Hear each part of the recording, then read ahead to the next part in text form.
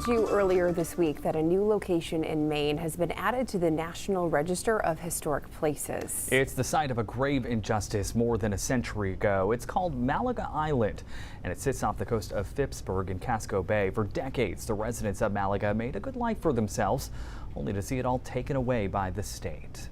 A little over 10 years ago, the state of Maine acknowledged its cruel act and issued an apology. And the Maine State Museum held a year-long exhibit dedicated to this dark chapter in Maine history. News Center Maine's Kathleen Shannon spoke with the exhibit's curator and with two descendants of those islanders. This is a chapter that everybody buried. This peaceful, beautiful bit of rock in Casco Bay looks much today like it must have in 1794, when a freed slave named Benjamin Darling first came to the area, and, according to Maine State Museum curator Kate McBrien, bought Malaga. He and his family began marrying folks from around the coast and settling area islands. And so they set up a small community there starting in the early 1860s, lived there without many problems all the way up until the early 1900s. For several generations, the families fished, lived, and raised children here. They tended to be related in some ways. Usually there was, a sister would set up home there, and then her sister's family would come. Like and then most communities? Like most communities, like all Maine communities are built. They were living a very common coastal Maine existence. They had some old things that they were using. They had some new things. They had china plates. They had clay pipes. Yep, clay pipes. They were doing a lot of fishing. The school books are wonderful. What I love about the school books is that one of the myths that used to go around about Malaga was that everyone was completely illiterate. They were feeble-minded, they couldn't be educated, and the school books show that they were getting an education beyond anything that I've ever learned. Their school was so successful that one student, at least from the mainland, paid tuition to come to school there on the island. There was one difference, as descendants like Marnie Darling Voter discovered when they started looking into their genealogy. So anyway, I hauled out every Darling genealogy they had. One of them was this thick. Her first husband, who was a genealogist, was with her when she discovered Benjamin Darling is her direct ancestor. And I slammed it shut. And Del said, "What's the matter?" I said, I looked around. I said, "He's black." And he said, "Yeah." I said, I'm white. And he goes, favorite lines in history, "You never know." He said, "You never know, Marnie." Andrea Brand had a similar experience. She was talking with an elderly aunt and asked who their grandmother was. And she said, "Hannah M." And I said, "What does the M stand for?" And she said, "Well, just Hannah M." Years later, that aunt's youngest surviving sibling finally told Andrea the whole story. And there was the link back through, not all the way to Benjamin, but it listed the mother as Anna Mary McKenney.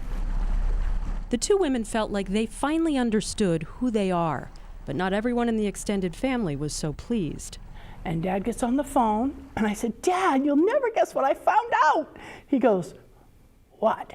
I said, "We're black!" like that. And he goes, "That's a lie." That Malaga was a mixed-race community was just part of previous generations' trepidation about being connected to the island. It also has a lot to do with how they left it, or more accurately, how they were forced off. The state actually spent a long time trying to figure out who did own it, and they ended up saying that a family in Phippsburg owned it. Actually, the family who owned the island, the heirs of that family, at first were trying to evict people, and then all of a sudden sold the island to the state in a very quiet deal for $400, and the state ended up doing the eviction.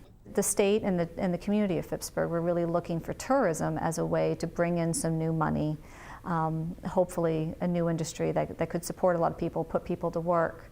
But in doing so, they thought they had to sort of clean up the coast a little bit, is what the newspapers report, that they needed prettier views. And having what would have been a controversial community of African American and white people living together in houses that may not have been beautiful mansions would have been something that they wanted to clean up. Descendants who have pieced together their shared genealogy and history over decades are not mired in anger or regret. Rather, they applaud the state's acknowledgement and apology, and they embrace their newfound extended family. That has been the most rewarding part of all of this, is meeting 100 cousins, friends, relatives that were in the same situation, many of them as I was, that didn't know about the family history. I think my family is, they're survivors. This exhibit actually, to me, it's the next step that the state took in owning their own slice of wrong. They're owning it. They paid for this. They're saying, yes, we did. Yes, we did. And please accept, our acknowledgement that we were not just wrong, we were wrong. And we don't so want grateful. it to happen again. And we don't want it to happen again.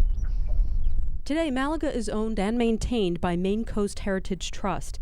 It is open to the public, and visitors are encouraged to explore both its natural beauty and rich history. We built a kiosk. We work with Portland-based artist Daniel Minter to design a really beautiful interpretive panel that tells the story of the island. We've designed a self-guided tour that people can walk around and look at roughly where the historic sites were and understand who lived there and what they did. It's very different being here and imagining what it would be like to have this be your home. Fascinating piece of Maine history. That was Kathleen Shannon reporting back in 2013. Now adding Malaga Island to the National Register of Historic Places will make preserving it easier.